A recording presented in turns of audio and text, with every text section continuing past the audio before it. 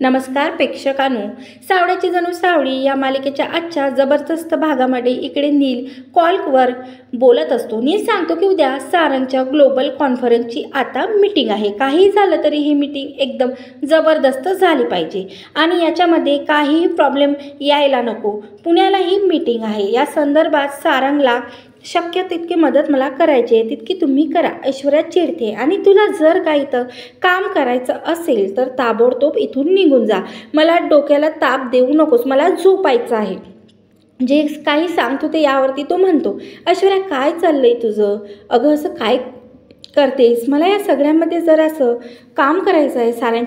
सारंगची global meeting आहे, ती conference संदर्भात सगळं मला काम करायचं. ती मग मात्र इकडे लगेच ऐश्वर्याला म्हणायला लागते, ठीक आहे तू काम करणार आहेस का? बाकी कर, पण इथून बाहेर जाऊन तू काम कर. असं म्हटल्यावरती मग आता तो म्हणतो, ऐश्वर्या जरा तरी तुझं मन ना नितळ ठेव. नितळ मनापासून काय होईल माहीत आहे का? दुसऱ्याबद्दलचे कपटी विचार आपल्या मनात येणार नाही. असं म्हटल्यावरती मग मात्र ऐश्वर्या म्हणते, हे बघ तू मला सांगूच नको, फक्त क्लर्क म्हणून तू काम करतोस. तुझ्या मनात फक्त दुसऱ्या विषयाचे कपटे विचार येत असतील. दोघेजण एकमेकांशी खूप भांडत असतात. तर त्याच वेळेला दुसऱ्या वेळेस इकडे सावली आणि सारंग रूममध्ये असतात. तर छानपैकी सारंगची अंघोळ वगैरे करून बाहेर येतो आणि पाहते तर काय, सावली उभी असते. सारंग तिला आपल्या हातात तिचा टॉवेल खेचतो आणि जवळ घेतो. यावरती सावली म्हणते, काय करताय सारंग सर, तुम्हाला उशीर होत नाही का? यावरती मग आता सारंग सांगायला लागतो, उशीर तर होतोय पण तुझ्यामुळेच, तू हे सगळं करतेस. यावरती सावली म्हणते, सारंग सर काय बोलताय, मी काय केलं? यावरती सारंग सांगायला लागतो, अगं तू हे सकाळी सकाळी अंघोळ करून का माझ्यासमोर येतेस, अशी केस वगैरे धुवून? यावरती ती म्हणते, म्हणजे काय? यावरती सारंग म्हणतो, मग काय सुधरत नाही ना मला असं म्हटल्यावरती सावली म्हणते, सर तुमचं काहीही असतं. यावरती सारंग म्हणतो ना, काही नाही. मग सावली त्याला बाजूला ढकलते आणि त्याला सांगायला लागते, चला पटकन तुम्ही ही कोट घालून तयार व्हा. म्हणतो, तूच घाल मला हा कोट.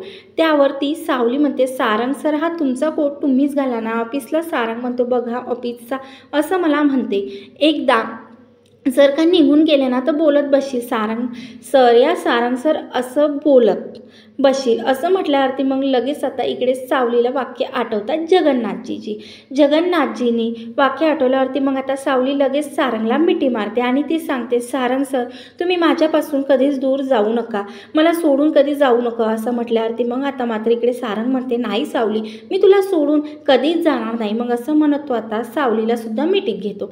सावलीला खूपच वाईट वाटतं, सारंग सर आपल्यासोबत असं काही बोलत होते जगन्नाथचा. बाकी तिला सारखं सारखं आठवत असतं जगन्नाथ हे काय बोललेलं असतं. सारंगचा तोल ढळू शकतो, सारंगचा तोल ढसळून जाऊ शकतो, त्याला मोहानावर होईल, घटना घडणार आहे काहीतरी, ती आता तिला माहीत असते. मग घाबरलेली आता इकडे सावली लगेच येते ती विठुरायाकडे.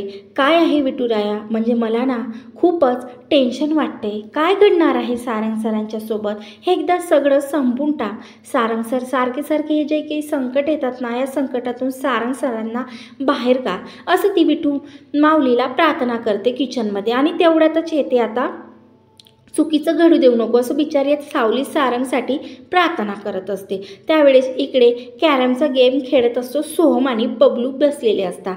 तर सोहम बबलू बसलेले असताना त्यावेळेस आता इकडे सोहम सांगत असतो की काही झालं तरी ना क्वीन मी काढणारच. हा म्हणजे आयुष्यातली माझी खरी क्वीन तर माझं काही ऐकतच नाही, पण आता किमान ही तरी क्वीन शोध, मी क्वीन काढू शकतो ना. असं म्हटल्यावरती आता इकडे बबलू सांगायला लागतो, तुझ्या आयुष्यातील क्वीन तुझ्या मागे उभी आहे. त्याचं सांगायला असतं की तारा मागे उभी आहे, पण तो काहीच बोलू शकत नाही.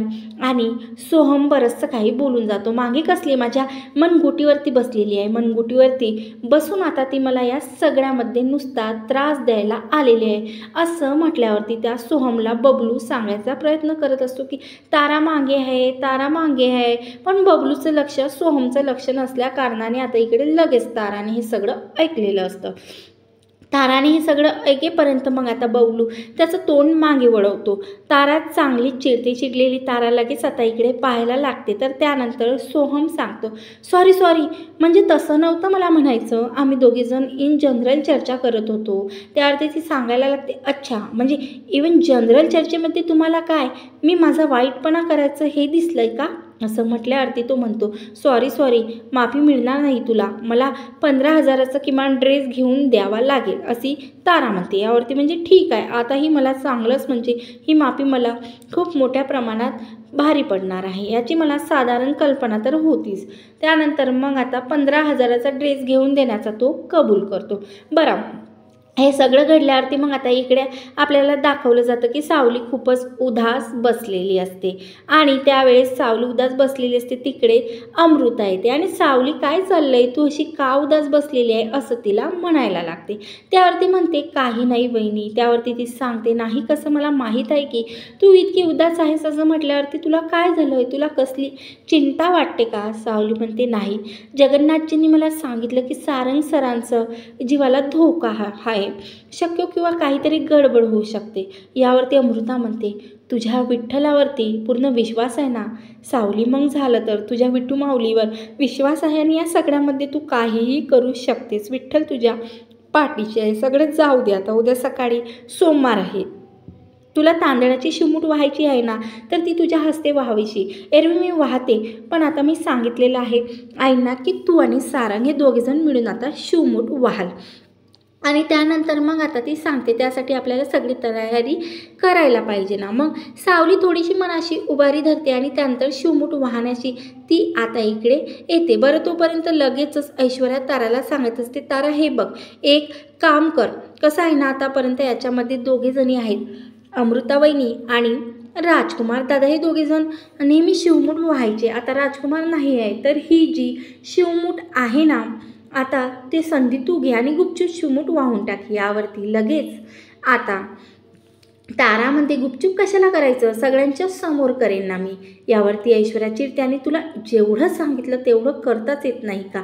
म्हणजे तुला काही मी बोलले जमतच नाही का? अगं आई, कोण नाही पटकन शिवमुठीचं हे करून घे असं म्हणत मी बघते, आजूबाजूला कोण आहे का? तू लगेच पिंडीवरती शिवमूठ वाहून टाक. असं गुपचूप शिवमूठ व्हायला सांगितल्यावरती आता तारासुद्धा थोडीशी घाबरगुबरी होते आणि शिवमूठ वाहण्यासाठी पुढे आल्यावरती तिचं लक्ष नसतं आणि हात तिचा दिव्याच्या ज्योतीवर पडतो. ज्यावेळेस दिव्याच्या ज्योतीवरती हात पडतो त्यावेळेस तारा खूप ओरडायला लागते. आवाज येतो, सावली येते, तारा मॅडम काय चाललंय, म्हणजे मला काय वाटतंय माहिती आहे की तुमचं काहीतरी ग्रहमानास फिरलंय दिसतंय, सारखं तुम्हालाच या सगळ्यामध्ये सारखा त्रास होत आहे, मगाशी पण, काल पण भाजलं, आज पण भाजले. यावरती ती म्हणते, सावली चल तू बाजूला हो, तू नको माझ्याशी हे करूस.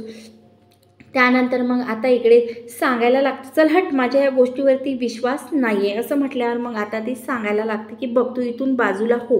त्यानंतर तारा चिडते आणि तारा विचार करायला लागते, ऐश्वर्या मॅडम प्रत्येक वेळेला मला तोंडावरती पाडतात. बरं, तोपर्यंत इकडे आता बोलत असतो चंद्रकांत. तिलोत्तमाच्या सोबत तो सांगत असतो की तिलोत्तमा काळजी करू नको, अगं तुझ्या इतक्या सुना आहेत ना, शिवमुठच हे सगळं व्यवस्थितरित्या पार पडतील, तुला तुझ्या कसलीही चिंता करण्याची खरंच काही गरज नाही. आणि हे बघ, ऐश्वर्याचं बरं काही कळत नाही, ऐश्वर्याला बरंच कळत नसलं ना तरीसुद्धा आपली सावली आहे ना, त्यानंतर अमृता आहे, त्या करतील. तितक्या सावली येते. सावली आल्यावरती आता इकडे चंद्रकांत तिलोत्तमाला सांगत असतो की आजची आपली शिवमुठीचा मान सावलीला मिळणार आहे आणि तो स्वीकार केला आहे की नाही, तुला सून म्हणून स्वीकारलीस की नाही, मग आता शिवमुठच पूजा करायला पाहिजे की नाही सांग बरं. तुम्हाला असं म्हणत असताना सावली आल्यावर तिथं आता इकडे चंद्रकांतमध्ये, खरं सांगू का सावली, तर मला ना इतकं छान वाटतं ना की तू माझी सून आहे. म्हणजे खरं सांगायचं तर आता तुझ्यासोबत मला इतकं कम्फर्टेबल वाटतं आणि खरंच मी नशीबवान समजतो की तू माझी सून आहेस. असं म्हटल्यावरती ती सावली म्हणते, बाबा काय बोलताय तुम्ही? यावरती तो म्हणतो, मी उगाचच नाही बोलत, मी खरं तेच बोलत आहे असं तो म्हणायला लागतो. त्यानंतर ती म्हणतो, हो मी आता बाकी सगळे तयारी करते, तुम्ही या खाली असं म्हणत सावली तिकडून निघते.